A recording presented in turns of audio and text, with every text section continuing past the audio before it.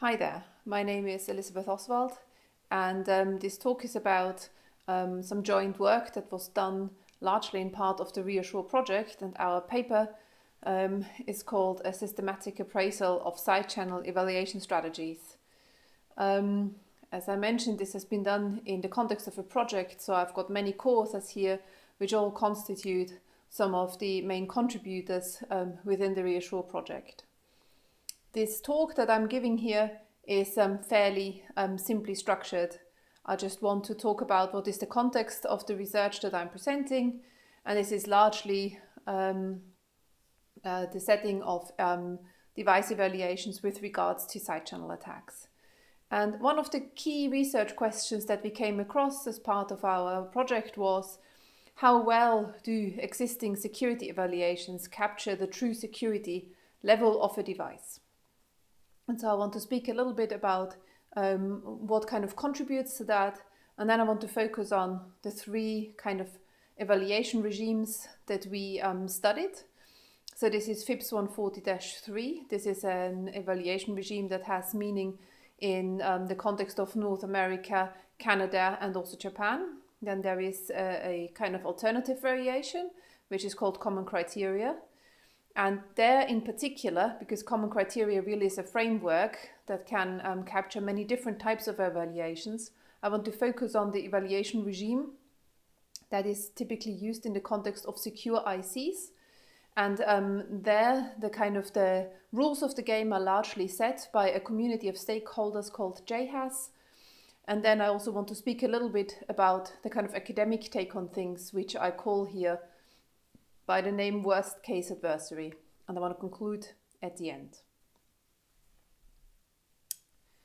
So the context of the research, in the context of the REASSURE project, and in fact in a way that also something that contributes to further European funded projects, is the sheer number of research papers and contributions around side channel attacks. And obviously an evaluation of a device needs to in a way demonstrate vulnerability or resilience with regards to known attacks at the least. So if you just Google for crypto and power analysis attacks, then my last search revealed just under 26,000 papers. Now with this particular search term, you can see that this won't necessarily include things around specific attacks for EM or with regards to timing vulnerabilities. So these are simply too many papers that you can go and just test exhaustively. These are perhaps also too many papers to somehow neatly structure or kind of order in some shape or form. And the problem is also that, of course, research papers are written in a style that makes their acceptance very likely. So researchers tend to make claims that method X is better than method Y, but that doesn't always mean that method X on your device is better than method Y on your device. So it's typically the content of research papers is not good enough to kind of immediately conclude whether or not you wanted to admit something to your existing portfolio attacks or not. SOC papers, so systematization of knowledge papers in terms of attack strategies, are also really hard to come by in our community. And the DPA book, although it was really comprehensive at some point, is now really outdated and also doesn't serve any purpose anymore when it comes to perhaps evaluations. It's good enough for teaching, but it's not perhaps good enough to base anything else on it. And in this context of we have way too many attacks to test, the people in the community started discussing what could be done about this status quo. And as a researcher, of course, you conclude, well, perhaps we should spin off a research project and involve the right partners to try and tackle this question of how should we actually do security evaluations to ensure that we have a really good confidence in the outcome. And out of that was born a project in the end called REASSURE.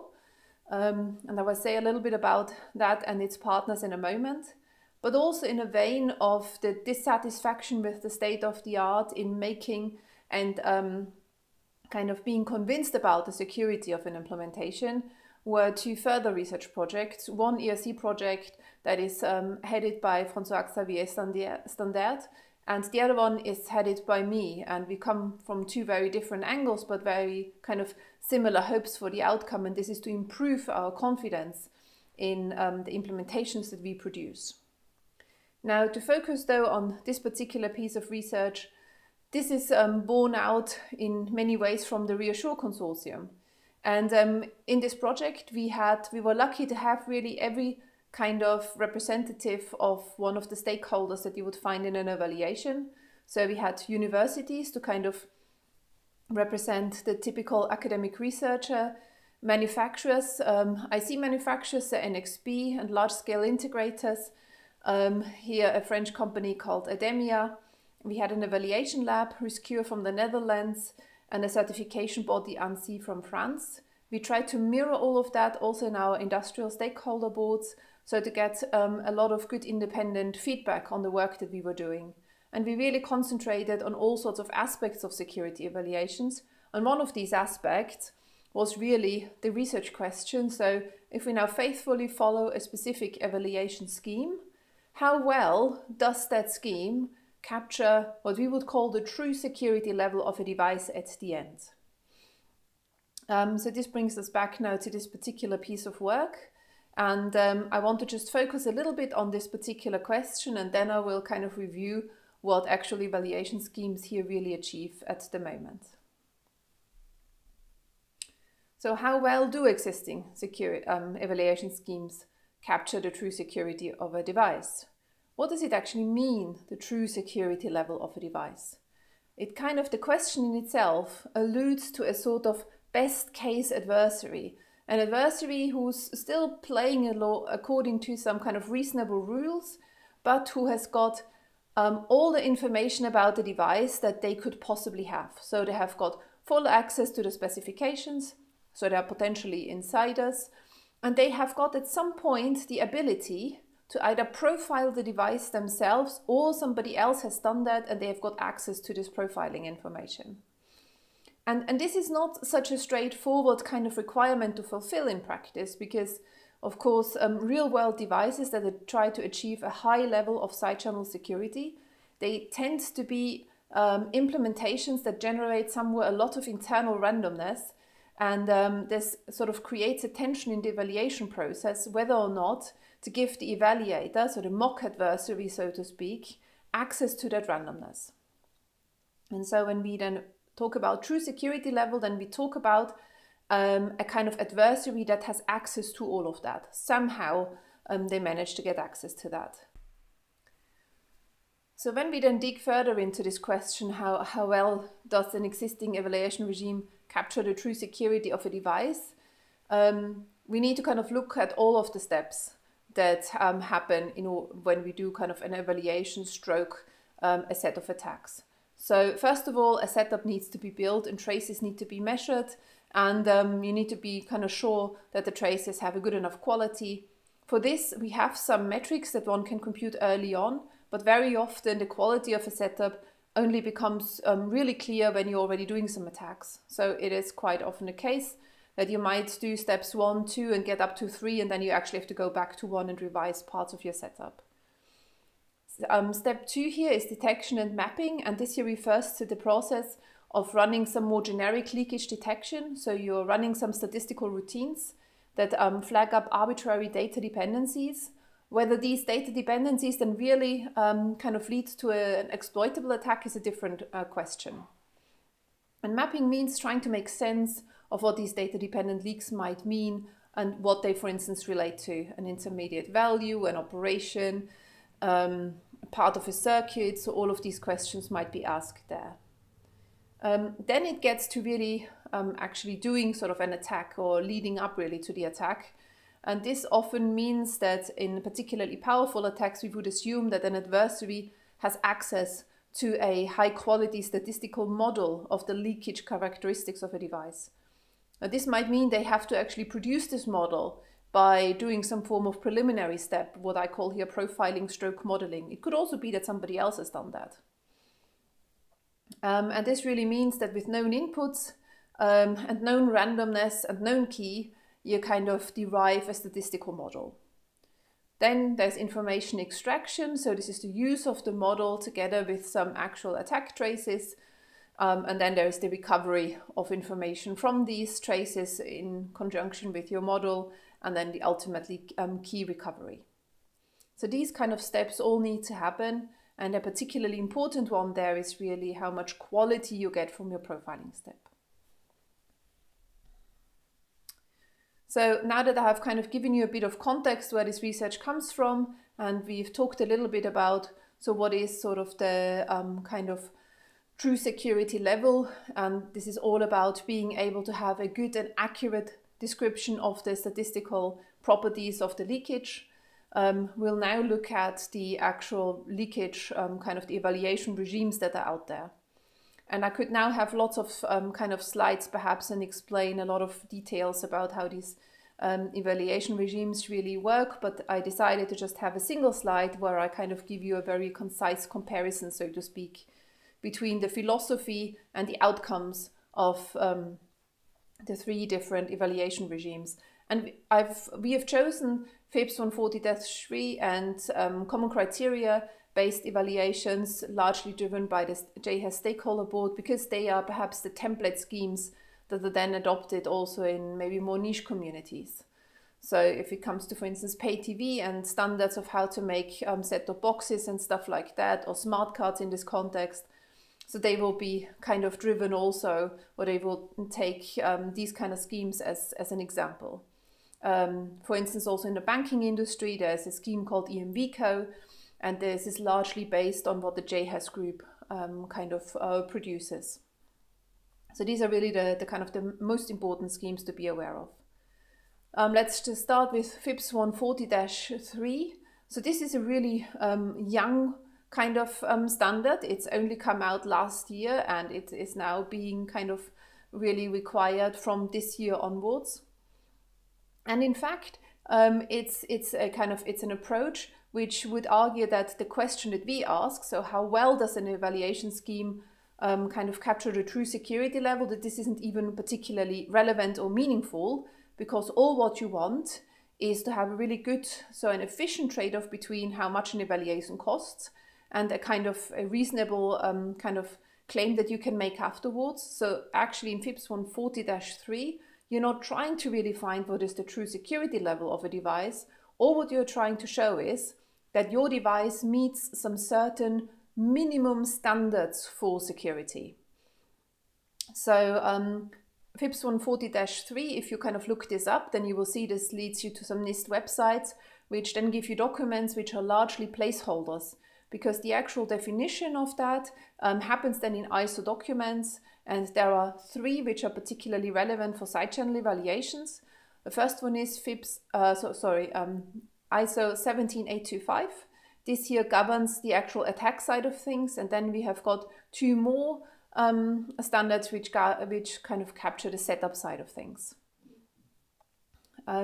Perhaps the most important takeaway point here is that there is no profiling mandated, so the step 3A is just eradicated from the process. They only work with sort of standard power models.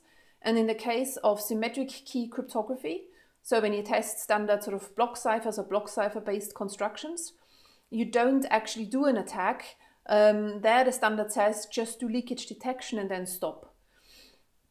For public key systems, some attacks are foreseen, and the standard covers kind of power, timing, and EM attacks. So the philosophy here is really quite different from actually our research question. So this standard will not be even close, because it doesn't do any profiling to giving you any assessment of the true security level. It just sort of checks some really, really basic criteria. In our research, so within REASSURE, we found some significant issues with how the leakage detection is set up in 17825, and this standard now undergoes a revision. Moving on from that, in JHA, in the kind of common criteria world, where kind of schemes for evaluating secure ICs are largely driven by the JHAS stakeholder board, things are much more aligned with actually the research question that we ask. So here, I think the main important takeaway points are that profiling is now mandatory. There are two really important documents that guide the evaluation process. One is private and one is public. So the confidential document lists attack vectors that must be tried, and the public document gives rules for how to calculate the so-called attack potential. And that is a kind of a classification of how perhaps realistic or practical and also important an attack would be. So if an attack requires kind of unrealistic effort, so to speak, then perhaps you don't get as many points for it. So here you have got much less of a tick box evaluation scheme. This all relies much more on kind of decisions by the evaluator, also by the certification lab, and quite a lot of things have to be tried. So really, I think in a nutshell, what the kind of approach here tries to do is to emulate the best practical adversary. And it's the definition of practical that is so difficult, because obviously every year we learn a bit more, equipment gets better, and things that once looked really quite complicated and perhaps not easy to pull off 5 years later appear to be just like a standard attack vector. So the definition of practical always has to be kind of changed and adapted. And if you look at the document around the attack potential, then you can see it gets much longer and much more complex every year. So this puts a question mark on how well the best practical adversary at any one point in time actually emulates the best adversary full stop. So there is a question about how large is the gap here between what such an evaluation achieves and the true security level of a device still. And then there is what we call the worst case adversary. So this is perhaps slightly academic in the sense that we kind of would largely kind of go along with the sort of JHAS given criteria, except for that, of course, there's no kind of secret list of algorithms that one should try or attack vectors that one should try. So everything here is obviously in the public.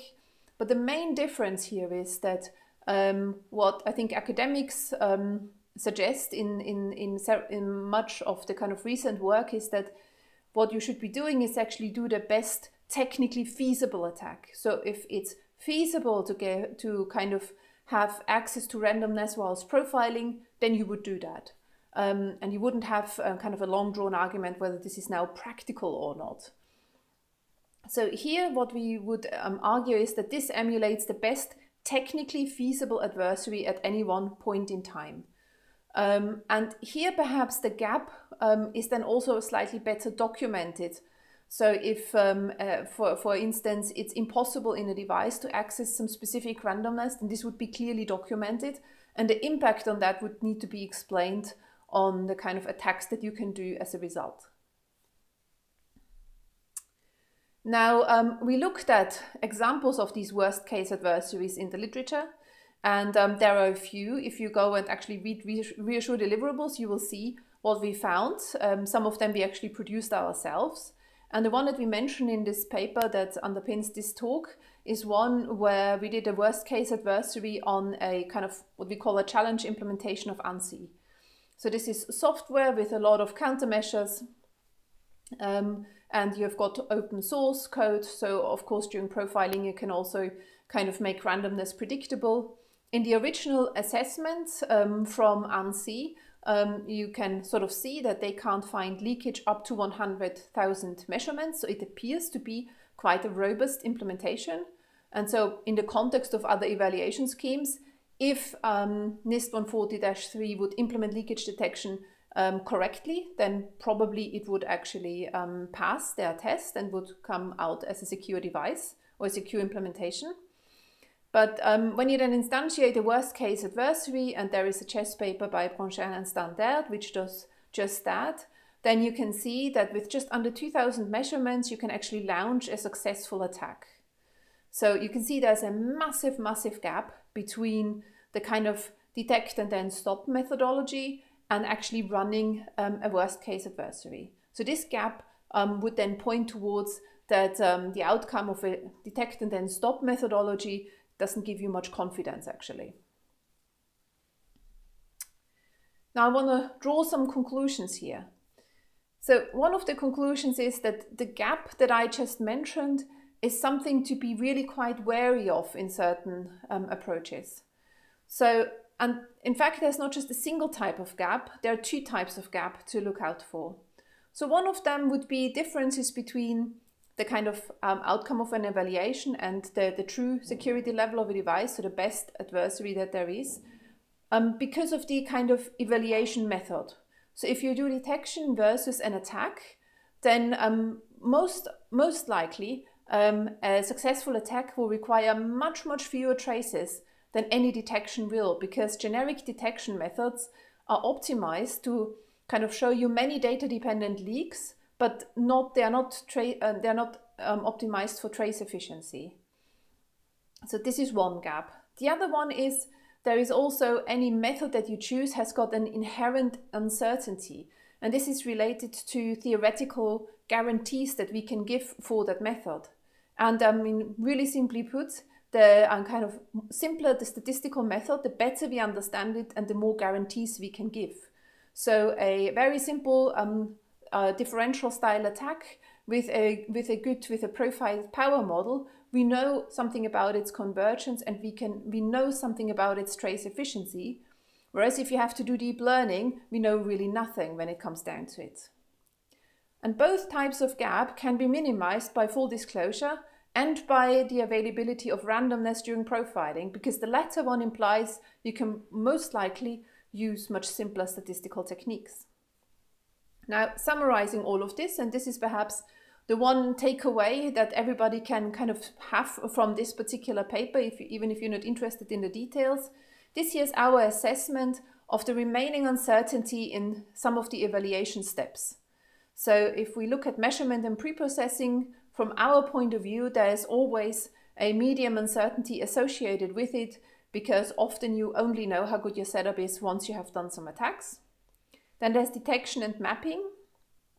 Here you kind of benefit in a worst case attack scenario from the fact that you will do attacks later on, and because you assume that you have access to randomness, you can use simple tools.